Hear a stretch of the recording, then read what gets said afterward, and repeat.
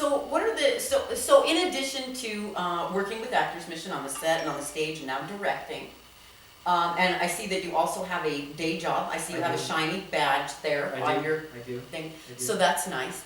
And so you also have a background in comedy, yes? Yes. Yes. What is it? Well, I've been involved in stand-up comedy for about 10 years. That's how I got involved in it. As a matter of fact, my first Actors Mission play that I did, you know, I took the role, I kind of justified it in my mind that it would help my stage presence for my stand-up routine. Oh, good. You know, Yeah. and it's kind of like this is going to end up overshadowed that. So with a background in comedy then, what are the challenges of directing or presenting a comedy? Well, everything comedy is all about timing.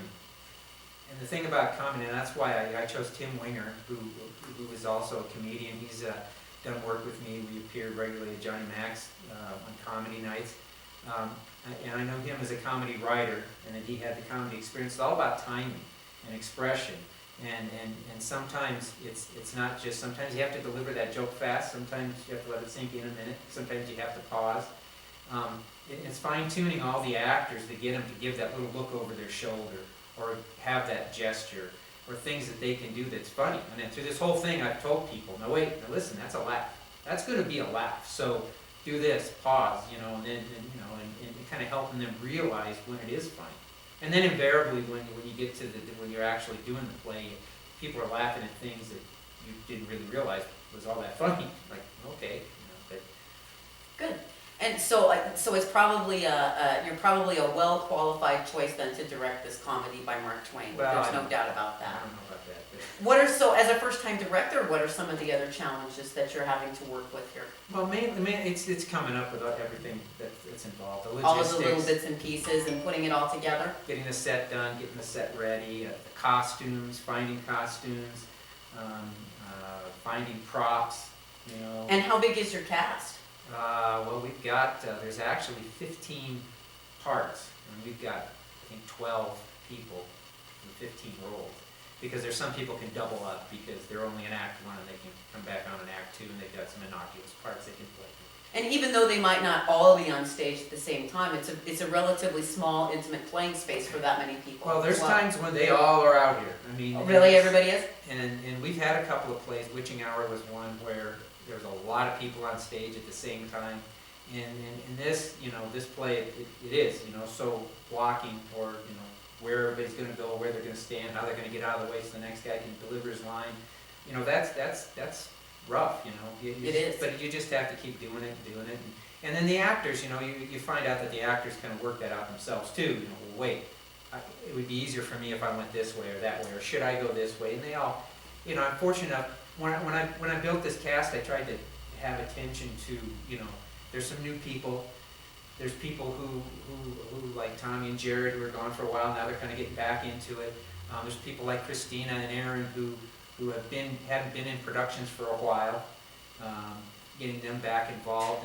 People with experience, people with varied experience. I tried to kind of mix it all up, but it is helpful when you have people who have directed themselves or they've acted. You know, it helps out a lot. Good.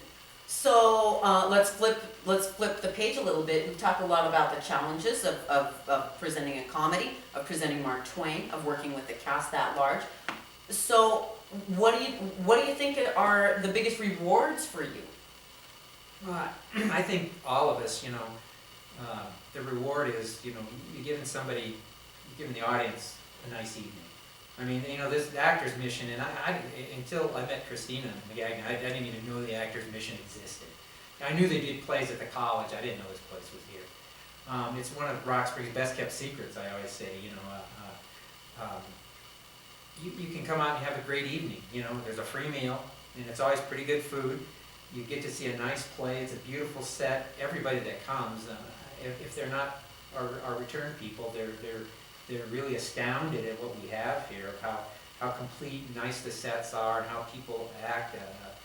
Seeing people, the level, the caliber. Seeing people that you know and seeing them acting, and I didn't know they could do that. Or you know, we've gotten a lot of comments. We made a Facebook page just for Is He Dead?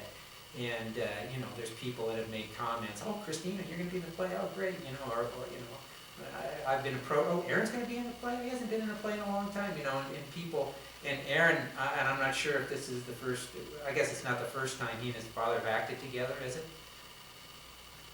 I can talk to you because I know you're sitting there. Is it the first time you and your father have been on the stage together? Not the first time. Not the first time? But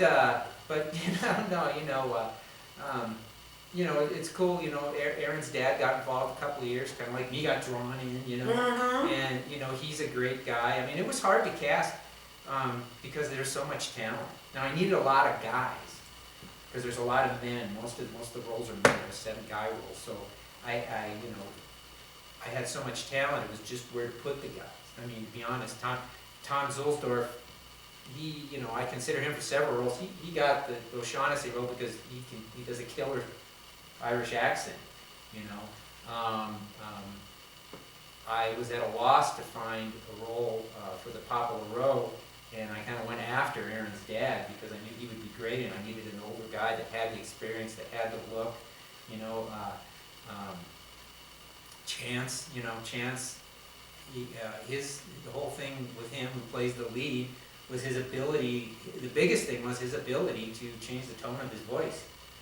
Just to go from the male to a female and go back and forth, plus he's got a lot of acting experience. But, and then I knew that Aaron, with the role I had in mind, and it was funny because he, you know, we're not really big on accents in the Actors Mission. If you can't do an accent, you just don't do an accent. Well, I was lucky enough to get some people, and I didn't want to overdo things. But his role as the one, I said, yeah, you know, I gave him the example, I want a Monty Python French accent.